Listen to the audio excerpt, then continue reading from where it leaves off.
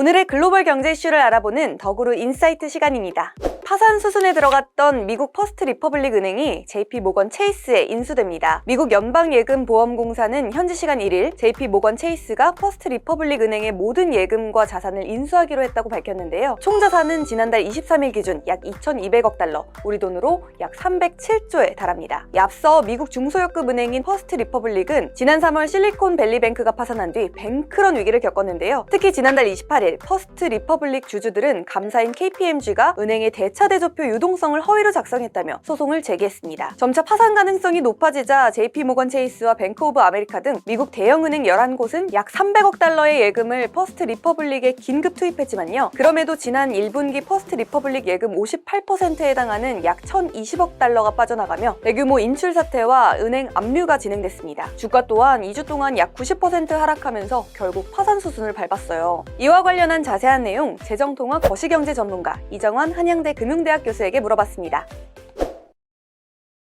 퍼스트 리퍼블릭 뱅크란 것이 실리콘밸리 뱅크 사태와 비슷한 리스크를 지니고 있었고, 이러한 리스크를 큰 은행들이 떠났다라고 보시면 될 것 같습니다. 미국의 주담대라고 이야기하죠. 주택담보대출인 모기지를 많이 가지고 있어가지고 금리 리스크에 굉장히 취약했다. 이런 취약한 것들이 결국 발현이 되면서 대규모 뱅크런 사태가 발생했다고 보시면 될 것 같습니다.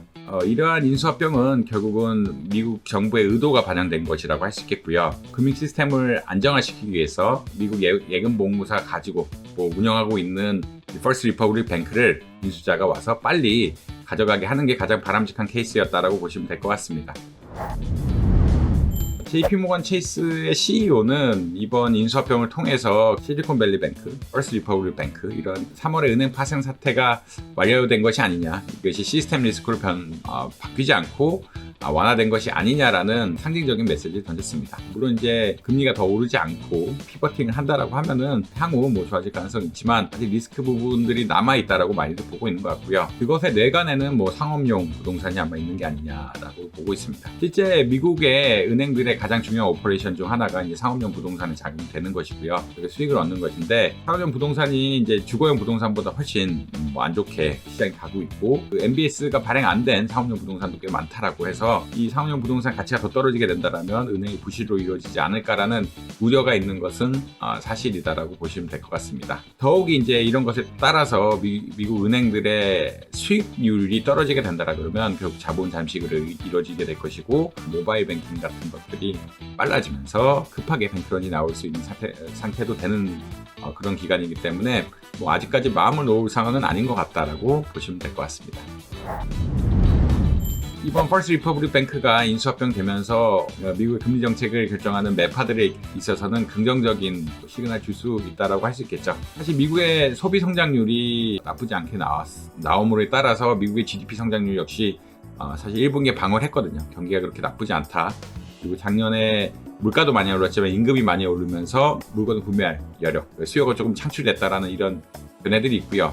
소비 지출 물가 지수, 에너지 가격이나 식료품 가격을 뺀 근원 부분에서 아직 안정적으로 가고 있지가 않기 때문에 미국 매파들의 발언이 세졌다라고 보고 있습니다. 사실 그래서 이번에 FOMC에서는 금리를 0.25%포인트 올리는 게 거의 기정사실화된 상태고요. 다음에 결국은 금리를 올릴 것이냐 안 올릴 것이냐 이런 게 굉장히 문제가 될 텐데, 아무래도 지표 같은 것들, 소비자 물가지수라든지 특히나 근원 물가지수 같은 것들을 조금 더 보면서 금리 정책을 결정하지 않을까 이렇게 예측을 하고 있습니다. 금리를 인상을 멈출지 아니면 금리 인상을 추가적으로 더할지에 대해서는 사실 아직까지 논란이 있는 상황이다. 은행 시스템 안정은 결국은 금리 인상에 대한 부담을 덜어주는 상황이기 때문에 금리를 올릴 가능성이 조금 더 높아지는 것은 사실이다라고 보시면 될 것 같습니다.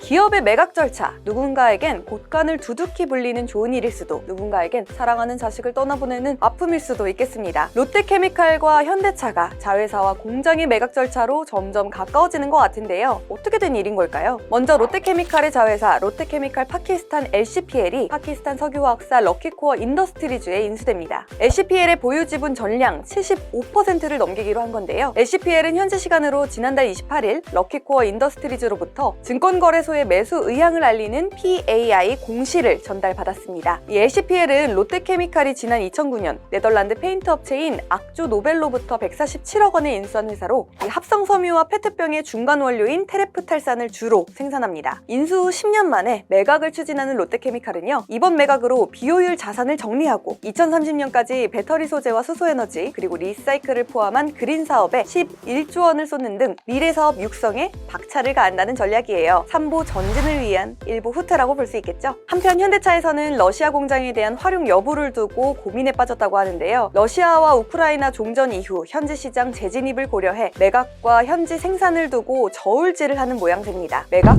공장 재가동? 과연 현대의 선택은 무엇일까요? 조태현 기자가 자세하게 알려드립니다. 자, 오늘은 현대차가 러시아 공장을 재가동 검토하고 있다는 내용을 가져와 봤습니다. 러시아 매체에서 나온 내용인데요. 내려오면은 러시아가 상트페테르부르크 공장이 있거든요. 이거를 연내에 재가동하는 방안을 모색하고 있다는 내용입니다. 이거는 지난해 10월에 나왔던 더구루 기사인데요. 러시아 공장을 봉인했다는 내용이죠. 예를 보면은 모스블링의 작업에 들어갔다라는 내용이 있습니다. 모스블링이라는 거는 사실상 봉인을 했다는 뜻이에요. 러시아와 우크라이나의 전쟁이 계속 길어지고 있다 보니까 현대차가 러시아 공장을 가지고 있거든요. 여기에서 계속 비용이 들어가겠죠. 우리가 일반적으로 창고만 써도 창고에서 계속 사용비가 나가는데 이런 공장 뭐 오죽하겠어요. 여기서 인건비도 나가고 거기다가 유지비 같은 것도 계속 나가다 보니까 지금 이 공장이 지난해 3월부터 가동이 중단됐었거든요. 그러다 보니까 현대차가 이 공장에서 치러야 되는 비용이 굉장히 만만치가 않았을 겁니다.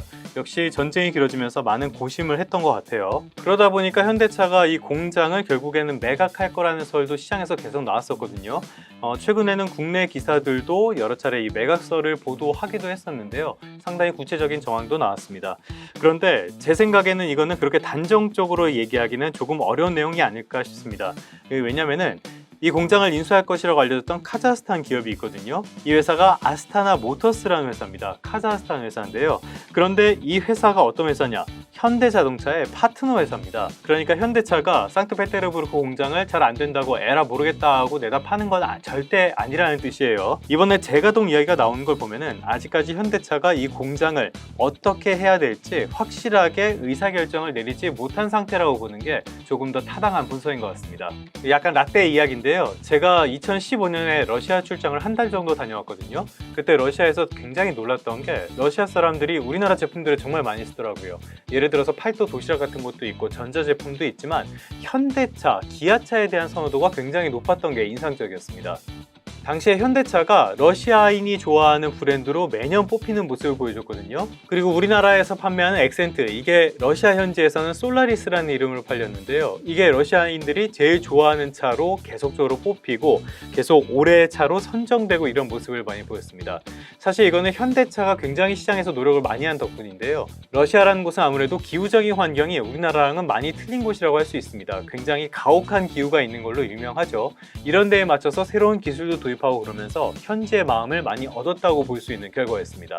자, 이렇게 노력을 하면서 시장 지배력을 강화한 곳을 쉽게 포기할 수는 없죠. 그러니까 계속 고민이 반복되는 걸로 볼 수 있겠습니다. 이건 현대차의 1분기 경영실적 발표 자료거든요. 쭉 내려보시죠. 지난 1분기 실적이 여기에 나오는데요. 여기 손익계산서가 있습니다. 그런데 이거 단위는 조금 틀린 것 같은데 1분기의 영업이익이 이렇게 나왔습니다. 3조 6천억 원 정도가 나왔어요. 이게 천하의 삼성전자를 제치고 우리나라 상장사 가운데 전체 1위를 차지한 결과였습니다. 그만큼 굉장히 영업을 잘했다고 볼 수 있는데요. 여기에는 함정도 있습니다. 쭉 올라와 보죠. 다시 글로벌 도소매 판매 현황을 보면은 전반적으로 좋았어요. 국내도 좋았고 북미도 좋았는데 중국 소매가 별로 안 좋았고요. 내려서 러시아가 굉장히 안 좋은 모습을 보였습니다. 70% 소매는 넘게 줄어드는 모습을 보였죠. 아무래도 전쟁의 여파가 크게 영향을 미쳤다고 봐야 되는 결과라고 할 수 있겠습니다. 그러다 보니까 결국에는 현대 기아차가 러시아 톱3를 중국 업체에 내주는 모습을 보였거든요. 여기에 보시면은 기아차가 5위에 그쳤고요. 현대차가 6위에 그치는 모습을 보였습니다. 자, 그렇다고는 해도 언젠가는 전쟁이 끝나게 될 것이고요. 이 거대한 러시아라는 시장이 다시 열릴 가능성도 있으니까 쉽게 포기할 수만은 없는 상황이라고 이해하시면 되겠습니다. 결론입니다. 사실 이것도 매번 말씀드리는 국제 패권 경쟁의 피해 사례 가운데 하나라고 볼 수 있겠습니다. 지금 미국과 EU 그리고 일본이 중심이 되는 이 한 세력이 있고요. 중국과 러시아가 중심이 되는 또 다른 세력이 있습니다. 이 사이에 패권 경쟁이 심화하면서 결국에는 우리나라가 조만간 한 세력을 선택해야 될 거라는 전망까지 나오고 있어요. 장기적으로 봤을 때 중국이 미국을 앞지를 가능성은 거의 없다고 보는 시선이 많기 때문에 탈중국을 지금부터 준비해야 되는 것이 아니냐 이런 목소리까지 나오고 있거든요. 이 말은 다시 말하자면 국제적인 정색에 따라서 우리나라 기업의 실적, 여기에 따른 주가가 계속 변동될 가능성이 지금은 굉장히 큰 시점이라고 말씀을 드릴 수 있겠습니다. 그러니까 국제적인 움직임도 투자하실 때는 결코 놓쳐서는 안 된다고 말씀을 드리면서 마무리하겠습니다. 그러면 성공 투자하시고요. 다시 김은비 아나운서에게로 가보겠습니다.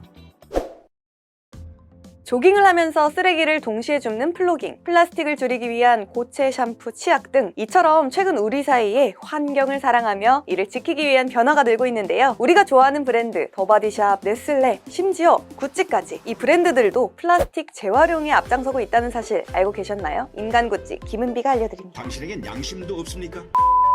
이 세계의 재활용 플라스틱 시장이 2028년에 100조 원을 돌파합니다. 지난 1일 인도 시장조사기관 캔 리서치는 세계 재활용 플라스틱 시장이 2022년 약 450억 달러에서 2028년 750억 달러 이상으로 성장한다고 밝혔는데요. 예스! 재활용 플라스틱 사업을 미래 먹거리로 키워온 LG화학과 SK케미칼 등 국내 화학사들이 호재를 맞게 되었네요. 환경에 대한 관심이 높아지며 재활용 플라스틱은 의류산업에 폭넓게 쓰이고 있습니다. 구찌는 2016년 명품 브랜드로는 처음으로 에코닐 재생 나일론을 사용했고요. 인도 유니렉은 재활용 폴리에스터로 만든 셔츠와 바지, 블레이저 등을 선보였어요. 옷 한 벌에 무려 폐 페트병 12개를 썼다고 하네요. 재활용 플라스틱에 주목하는 건 패션 업계뿐만이 아닙니다. 더바디샵은 화장품 용기에 재활용 플라스틱을 적극 활용하고요. LG전자는 2030년까지 총 60만 톤의 재활용 플라스틱을 사용하겠다고 선언했어요. 플라스틱 포장재 사용량 자체를 줄이려는 노력 또한 눈에 띕니다. 세계 최대 식품 그룹인 네슬레는 재활용 플라스틱을 활용한 포장재 개발에 최대 20억 달러를 투자하겠다고 밝혔었죠. 이처럼 재활용 플라스틱 시장이 커지며 리사이클 사업을 미래 먹거리로 키우는 국내 석유화학사들의 수혜가 전망되는데요. LG화학은 2019년 세계 최초로 PCR 화이트 고부가 합성 수지인 ABS 양산에 성공했고요. PCR 폴리에틸렌과 PCR 폴리프로필렌도 개발하며 국내에서는 처음으로 폐플라스틱 열분해유 대규모 생산 시설을 짓고 있어요. 또한 SK케미칼 또한 플라스틱 재활용에 앞장서고 있는데요. 2000년 세계에서 두 번째로 재활용 플라스틱 소재 코폴리에스터를 상용화했어요. 또한 지난 3월에는 중국 슈웨와 화학적 재활용 원료 페트 사업 관련 자산을 인수하는 계약도 체결했답니다. 플라스틱 재활용을 통해 세계 경제에도 이바지하는 기업들 칭찬합니다. 오늘 덕으로에서 준비한 소식 어떠셨나요? 더 자세한 내용이 궁금하시다면 덕으로 홈페이지와 유튜브 구독을 통해 만나보시기 바랍니다. 모두 안투하세요.